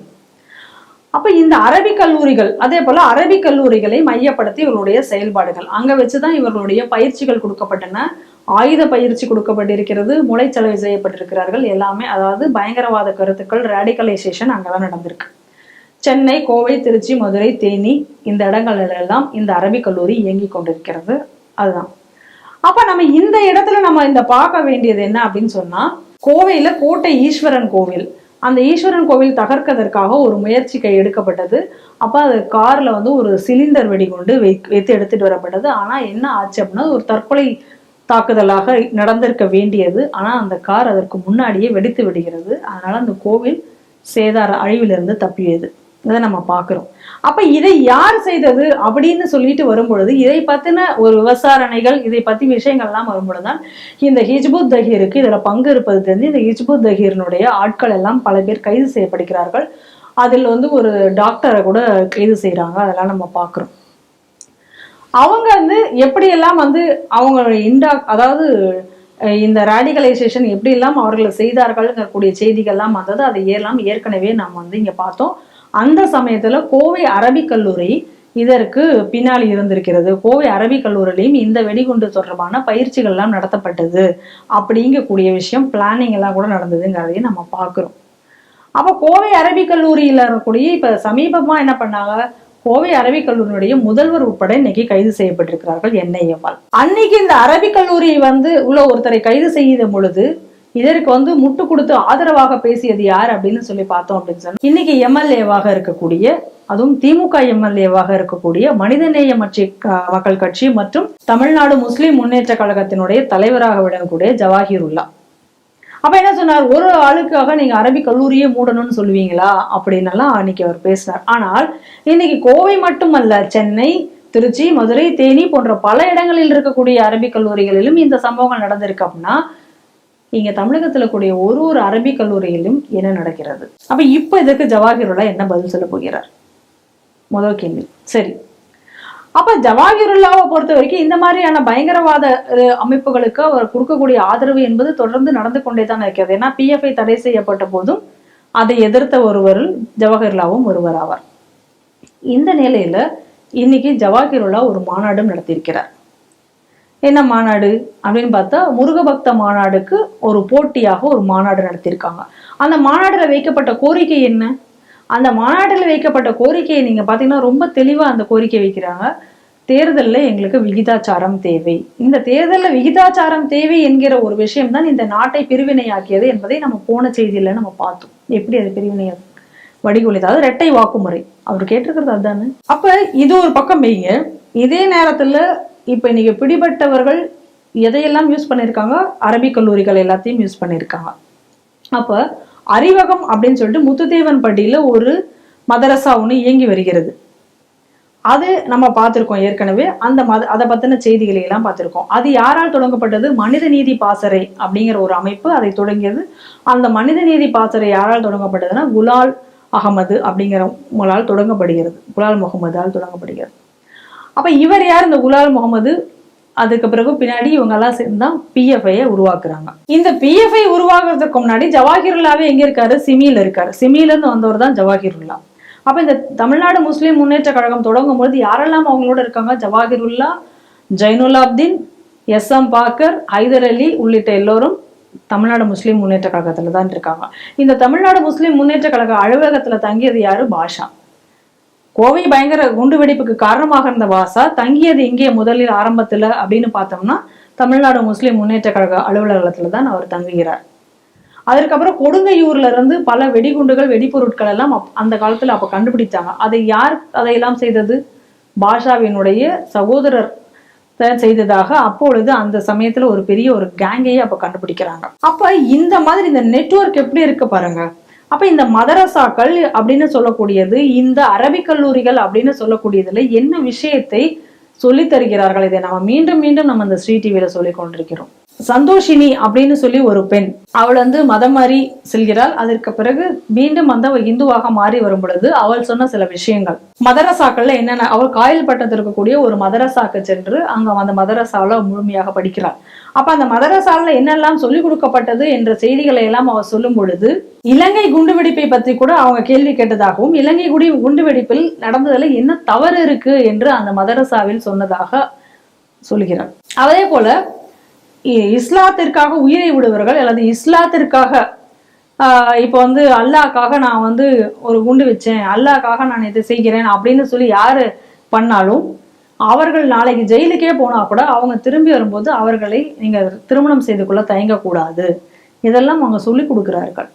இதுக்கான ஆதாரங்கள் எல்லாம் கூட நம்மளிடம் இருக்கிறது. இதெல்லாம் சொல்லிக் கொடுக்கறதாக அவங்க சொல்றாங்க.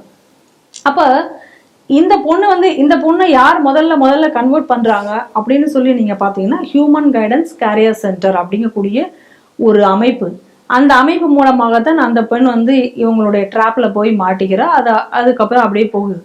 அப்ப அந்த ஹியூமன் கைடன்ஸ் வெல்ஃபேர் சென்டர் அப்படிங்கக்கூடியது யாருக்கு வந்து அவங்க அட்வைஸ்மெண்ட் போடுறாங்க? பிரஸ்டன் இன்டர்நேஷனல் காலேஜ் அப்படின்னு சொல்லி ஒன்று இருக்கு. அந்த பிரஸ்டன் இன்டர்நேஷனல் காலேஜ் யாரால் ஆரம்பிக்கப்பட்டது? பிலால் பிலிப்ஸால் அவருடைய கைடன்ஸால. அவர் தான் அதுக்கு ஃபவுண்டருங்கிற மாதிரி அது ஒரு ஆரம்பிக்கிறான் பிலால். அதுக்கு டைரக்டராக இருந்தது யாரு? கொஞ்ச நாள் ஜவாஹிருல்லா. விசிட்டிங் ப்ரொஃபஸர் கம் டைரக்டராக இருந்தது ஜவாஹிருல்லா. எப்படி இந்த லிங்க் பாருங்க. அப்ப அது வந்து இப்போ ஒவ்வொரு மாவட்டம் தோறும் நம்ம தமிழகத்துல இருக்கு. அதனுடைய அலுவலகம் கூட இங்க ஆழ்வார்பேட்டையில இருந்தது. இப்போ கூட அது இருக்கு. அதே ஆழ்வார்பேட்டையில அதே இடத்துலதான் அந்த அலுவலகம் இருக்கிறது. அங்க என்னெல்லாம் கோர்ஸ் நடத்துறாங்க, அங்க நடத்தக்கூடிய கோர்ஸ் எல்லாத்தையும் நீங்க பாத்தீங்க அப்படின்னு சொன்னா ஓட்டோமன் எம்பையர் இதெல்லாம் வந்து கோர்ஸாக நடத்தப்படுகிறது அங்க. அப்ப இன்னொன்னு சொல்ல போனா அந்த இவங்களுக்கு அந்த பிலால் பிலிப்ஸ் என்றவன் பல நாடுகளால் வந்து தடை செய்யப்பட்ட பயங்கரவாதி. இப்ப அவன் தயாரிச்ச ஒரு சிலபஸ இங்கே வச்சு இந்த கல்லூரிகள்ல சொல்லி தர்றாங்க அப்படின்னா எப்படி இருக்கும் நீங்க பாத்துக்கோங்க. இது போலதானே இப்ப இருக்கக்கூடிய இதை ஒட்டியே இப்ப இந்த கல்லூரிகள்லாம் என்ன பெயர், எந்த கல்லூரிகள்ங்கிற பெயர் எதுவும் குறிப்பிடப்படவில்லை. இதுல எந்த லிஸ்ட்ல இந்த கல்லூரிகளும் வருதா நமக்கு தெரியாது. ஆனா இன்னைக்கு இந்த பிரிஸ்டன் இன்டர்நேஷனல் கீழே இயங்கக்கூடிய கல்லூரிகளையும் இது போன்று வாட்ச் பண்ண வேண்டும்.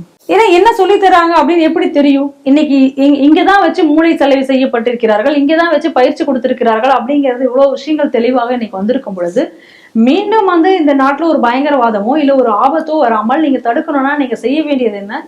இந்த கல்லூரிகள் அனைத்தும் கண்காணிக்கப்பட வேண்டும். இதுக்கு எங்க இருந்து நிதி வருது, இது எப்படி வருது, இதெல்லாத்தையும் கண்காணிக்கப்பட வேண்டுமா இல்லையா? இன்னைக்கு இதற்கு எல்லாத்திற்கும் லிங்காக இருக்கக்கூடிய ஒரு ஆள் தான் இன்னைக்கு ஜவாஹிருல்லா. அந்த ஜவாஹிருல்லா தான் இன்னைக்கு அவர் வந்து என்ன பேசுறாரு அப்படின்னு சொன்னா, இந்த அரபிக் கல்லூரிக்குள்ள வந்து நடந்த பயங்கரவாத செயலுக்கு ஆதரவா இருக்கிறத பாக்குறத பொழுது அவர் வந்து இது எப்படி இதை ரைடு பண்ணலான்னு கண்டிக்கிறாரு. அடுத்ததாக இன்னைக்கு வந்து இந்த மாநாடுல அவருக்கு வைக்கக்கூடிய கோரிக்கை என்ன? விகிதாச்சார அடிப்படையில எலெக்ஷன் நடத்தப்பட வேண்டும். இதைதான் நாங்க கோரிக்கையா இன்னைக்கு வைக்க போறோம். இதுக்காக வந்து மாதந்தோறும் வேற கூட்டங்கள் எல்லாம் நடத்தணும் அப்படிங்கிற தீர்மானங்கள்லாம் வேற அங்க நிறைவேற்றுகிறார்கள். இப்ப நாட்டினுடைய பிரிவினைக்கு அடிகோலுகின்ற ஒரு மாநாடு, அந்த மாநாட்டிற்கு எந்த நிபந்தனையும் கிடையாது. அந்த மாநாடு இந்த தமிழகத்துல வந்து சக்சஸ்ஃபுல்லா நடக்குது. அந்த கோரிக்கையும் இங்க வைக்கப்படுகிறார்கள். அவர்களுடைய பின்னணி என்னவாக இருந்தது என்பதையும் நம்ம இங்க பாக்குறோம். ஆனா எல்லாம் தெரிந்தும் இன்னைக்கு தமிழகம் எப்படிப்பட்ட ஆபத்தில் இருக்கு என்பதை நம்ம பார்க்கணும். ஸோ இதன் அடிப்படையில இன்னைக்கு வந்துட்டு இருக்கக்கூடிய இந்த செய்திகளுடைய அடிப்படையில இந்த மதரசாக்கள் எல்லாமே கண்காணிக்கப்பட வேண்டும். இந்த மதரசாக்கள்ல என்ன மாதிரியான கல்வி சொல்லிக் கொடுக்கப்படுகிறது என்பதற்கான ஒரு நெறிமுறை என்பதை உருவாக்க வேண்டும். இதை தான் உத்தரப்பிரதேசத்துல பண்ணாங்க, அஸ்ஸாம்ல இதை தான் பண்றாங்க. அப்ப இங்கும் அது போன்ற ஒரு நெறிமுறையை கொண்டு வரணும். நாடு முழுவதும் இதை செஞ்சணும். இது ஒரு இடத்துல ரெண்டு இடத்துல மட்டும் இது கிடையாது. இப்ப கூட பாருங்க, கம்பத்துல ஒரு பெண்கள் மதரசாவினுடைய முதல்வராக இருக்கக்கூடிய ஒரு ஆளு இப்ப சமீபத்துல நம்ம ஸ்ரீ டிவில அதை பத்தின அந்த வீடியோவை நம்ம பேசணும். என்ன அவர் சொல்றாரு? ஹதீஸை கோட் பண்ணி இந்தியாவின் மீது படையெடுக்க வேண்டும் என்கிற செய்தியை தான் அவர் சொல்றாரு. யாராவது இது வரைக்கும் இந்தியா மேல படையெடுத்திருக்காங்களா? படையெடுத்தாலும் இஸ்லாமிய நாடாக யாராவது மாற்றிருக்காங்களா அப்படின்னு அவர் கேட்கிறாரு. சோ ஓபனாவே இன்னைக்கு வந்து இந்த மாதிரியாக நாட்டிற்கு, நம் நாட்டினுடைய இறையாண்மைக்கு எதிராக பேசப்படக்கூடிய கருத்துக்களை வந்து இன்னைக்கு அந்த மதரசா முதல்வராக இருக்கக்கூடிய அவர் போய் என்ன பேசுவார்? அந்த மதரசால என்ன சொல்லி கொடுப்பாராங்க? இதையெல்லாம் தடுக்க வேண்டும் என்றால் இந்த மதரசாக்கள் அனைத்தும் கண்காணிக்கப்பட வேண்டும். என்ன பாடங்கள் அங்க, ஏன்னா சிலது பாக்குறோம், பாகிஸ்தான் நாட்டு சிலபஸை கூட மதரசாக்களை சொல்லி கொடுத்துட்டு இருந்த செய்தி கூட பார்த்திருக்கோம். அது வந்து நார்த் இந்தியால இந்த சம்பவங்கள் நடந்தது நம்ம பாக்குறோம். அதனால நிச்சயமாக இந்த அனைத்து மதரசாக்கும் தமிழகத்தில் இருக்கக்கூடிய அரபிக் கல்லூரி என்ற பெயரில் இயங்கக்கூடிய கல்லூரிகளும் கண்காணிக்கப்பட வேண்டும். இல்லை என்றால் இது போன்ற பயங்கரவாத செயல்கள் தமிழக மண்ணில் தொடரத்தான் செய்யும். சமீபத்தில் பஹல்காம் தாக்குதல், அந்த தாக்குதலுக்கு பல்வேறு வகையில் மூல காரணமாக இருந்தவர்களை கைது செய்யப்படுகிறார்கள். என்ன காரணம்னா அவர்களுக்காக உளவு பார்த்து, பாகிஸ்தானுக்காக இந்தியாவில் உளவு பார்த்தவர். அப்படி உளவு பார்க்கப்பட்டவர் தான் வந்து ஹரியானாவில் சேர்ந்த யூடியூபர் ஜோதி மல்ஹோத்ரா. இவர் வந்து என்ன பண்ணியிருக்காங்கன்னா, இதெல்லாம் ஒரு விஷயமா நம்ம நினைச்சிட்டு இருக்கும்போது இவருக்கு பின்புலத்தில் பார்த்தீங்கன்னா வந்து இன்னொரு விஷயம், ஒரு ஆச்சரியத்திற்கு விஷயம் வந்து கேரள அரசு இவரைத்தான் வந்து சுற்றுலாத்துறைக்கு விளம்பர தூதுவராக பயன்படுத்த வேண்டும் என்று இவர் அழைத்து கொண்டு அவருக்கு உண்டான செலவுலாம் செய்திருக்கிறார். இதன் பின்னணியில் வந்து அந்த துறையின் அமைச்சராக இருக்கக்கூடிய முகமது ரியாஸ் அவர் இருந்திருக்கிறார். பாருங்க, ஒரு கனெக்டிவிட்டி பாருங்க. முகமது ரியாஸ் பாகிஸ்தான் பார்க்க அவர் உளவாளியா இருக்கார், ஒரு கனெக்டிவிட்டி இருக்குன்னு அப்படி சொல்லிட்டு ஒரு யோகத்தின் அடிப்பில் பல்வேறு கருத்துக்கள் சொல்லப்படுகின்றன. இந்த செய்தி வெளியே வந்தோடனே வந்து அங்க கேரளாவில் மிகப்பெரிய கொந்தளிப்பு ஏற்படுத்திருக்கு. முகமது ரியாஸ் பதவி விலக வேண்டும் அப்படின்னு சொல்லிட்டு இது வந்திருக்கு. இந்த செய்தி எப்படி பாக்குறீங்க? இன்னைக்கு இந்த யூடியூபர் அப்படிங்கிற பெயர்ல நாட்டிற்கு எதிராக செய்யக்கூடிய வேலைகளை செய்யக்கூடிய யூடியூபர்கள் பலர் இன்னைக்கு உருவாகிட்டு இருக்கிறத நம்ம தொடர்ந்து பார்க்கிறோம். இந்த அதிர்ச்சிக்குரிய இந்த செய்தி அப்படிங்கிறது வந்து எப்ப இதுக்கு அதிக அளவுல இன்னைக்கு வெளிப்பட ஆரம்பிச்சிருக்கு அப்படின்னு சொன்னா, ஆபரேஷன் சிந்தூருக்கு அப்புறம் இதை வந்து வெளிப்பட தொடங்கி இருக்கிறது. இந்த ஹரியானாவை சேர்ந்த அந்த பெண்ணை அழைத்து கேரளாவினுடைய சுற்றுலாவை பத்தி யூடியூப்ல எடுத்து போடணும், அதற்கான அக்சஸ் எல்லாம் கொடுக்குறாங்க அப்படின்னு சொன்னா, அப்ப எங்க தவறு நடக்குது அப்படின்னு பாருங்க. நீங்க நல்லா பாருங்க, இது வந்து கேரளா கவர்மெண்ட், அங்க இருக்கிறது கம்யூனிஸ்ட் கவர்மெண்ட்.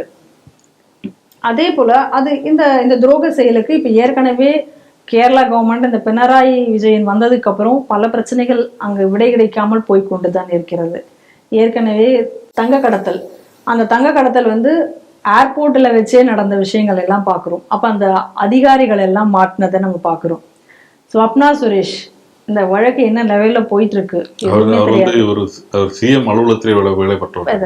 அந்த சமயத்துல வந்து பாத்தீங்கன்னா குரான்கள் எல்லாம் கூட வந்தன அப்படிங்கறதெல்லாம் நம்ம பாக்குறோம்.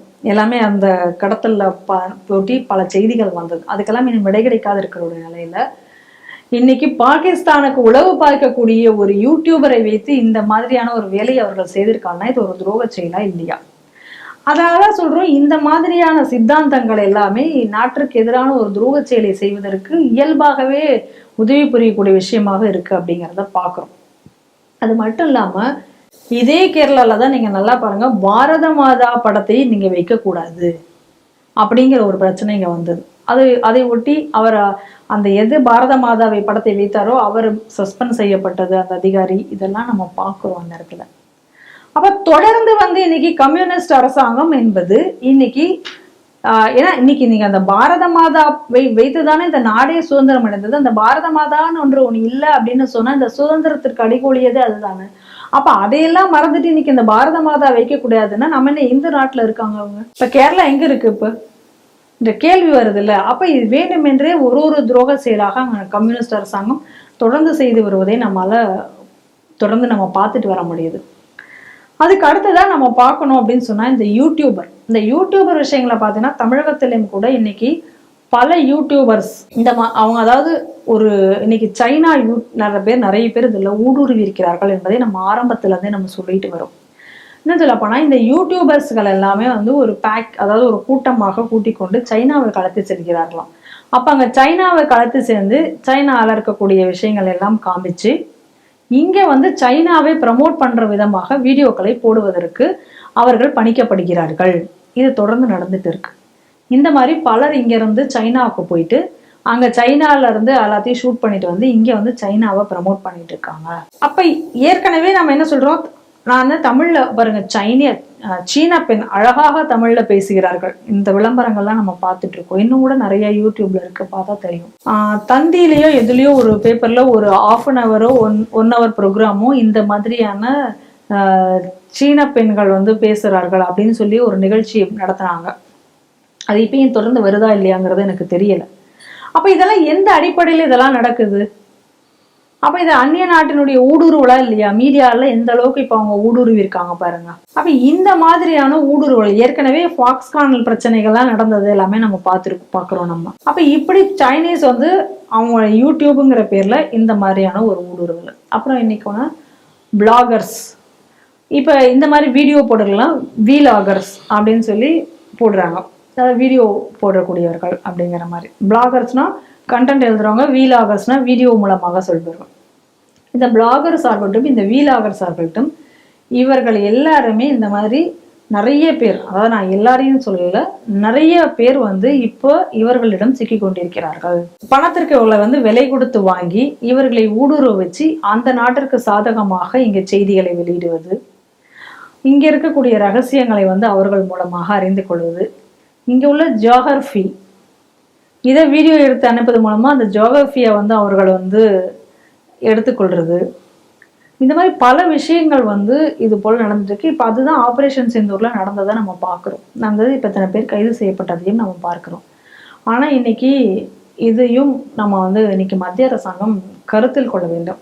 இதையெல்லாம் மத்திய அரசாங்கம் வந்து ஒரு கருத்தில் கொண்டு இந்த மாதிரியான பிளாகர் அப்படின்னு சொல்லிட்டு இண்டிவிஜுவலாக இந்த மாதிரி நிறைய பேர் இன்னைக்கு கிளம்பி போட்டுட்டு இருக்கிறவர்களுக்கு ஏதாவது ஒரு நடைமுறை, ஏதாவது ஒரு வழிமுறைகளை கொண்டு வர வேண்டும். ஒரு கண்காணிப்பு சிஸ்டம் அப்படிங்கிறது ஒன்று வேணும். எதுக்கு போறாங்க அப்படின்னு ஒன்று இருக்குல்ல, என்ன பண்றாங்க அப்படின்னு ஒன்று, அதுக்கு ஒரு அக்கௌண்டபிலிட்டி, அந்த மாதிரி ஏதாவது ஒரு சிஸ்டத்தை இவர்கள் கொண்டு வர வேண்டும். இல்லைன்னா இந்த மாதிரியான ஊடுருவர்கள் எல்லா விதத்திலிருந்தும் டெக்னாலஜிக்கல்லி, அதாவது ஐடி தளத்திலிருந்து வரக்கூடிய, டெக்னாலஜிக்கல் தளத்திலிருந்து வரக்கூடிய இந்த மாதிரியான ஊடுருவர்கள், அந்த காலத்தில் வந்து நீங்கள் ரகசியத்தை வேவு பார்க்கறதுக்கு ஆட்கள் ஊடுருவி இருப்பது ஒரு புறம், இன்ஃபார்மர்ஸ் அப்படிலாம் நம்ம சொல்லுவோம், அந்த மாதிரிலாம் இருந்தது. ஆனால் இன்னைக்கு டெக்னாலஜிக்கல்லி எப்படிலாம் ஊடுருவ முடியும் அப்படிங்கிறதுக்கு இதெல்லாம் ஒரு சிறந்த உதாரணங்கள். இந்த மாதிரியான ஊடுருவல்களை கண்டுபிடிப்பதற்கு, இதில் எல்லாத்தையும் வழிமுறைப்படுத்துவதற்கும் ஒரு சிஸ்டத்தை மத்திய அரசு உருவாக்க வேண்டும். அதன் மூலமாக இந்த மாதிரி புற்றீசல்கள் போல இன்னைக்கு நிறைய பேர் வர்றாங்க போறாங்க, என்ன பேசுறாங்க, என்ன கண்டென்ட், என்ன எதுக்கும் சம்மந்தம் இல்லாமல் இருக்கு, இதெல்லாம் வந்து கண்காணிக்கப்பட வேண்டும். இதில் ஏதாவது வந்து சரியில்லாமல் இருக்கு அப்படின்னு சொன்னால் உடனடியாக நடவடிக்கை எடுப்பதற்கான ஒரு சிஸ்டத்தை இன்னைக்கு அரசு உருவாக்க வேண்டும் என்று கேட்டுக்கொள்கிறேன். நன்றி மேடம். நன்றி. இத்துடன் செய்திகள் சிந்த நிகழ்ச்சி நிறைவடைது. மீண்டும் அடுத்த ஒரு நிகழ்ச்சி சந்திப்போம். நன்றி, வணக்கம். ஜெய்ஹிந்த். ஜெய்ஹிந்த்.